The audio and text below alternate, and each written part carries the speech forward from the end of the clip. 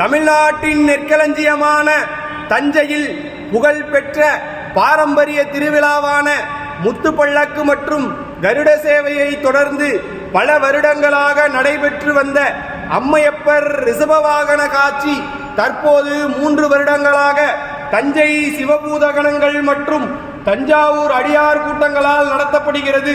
இந்த ஆண்டு வருகின்ற ஆகஸ்ட் 10ஆம் தேதி ஞாயிற்றுக்கிழமை அன்று தஞ்சையில் உள்ள சிவாலயங்களில் இருந்து அம்மையப்பர் ரிஷப வாகனத்தில் புறப்பட்டு கொடிமரத்து மூலையில் அப்பர் மற்றும் சுந்தரருக்கு திருக்கைலாய காட்சி கொடுத்து 4 ராஜ மாட வீதிகள் வலம் வர இருக்கிறார்கள்.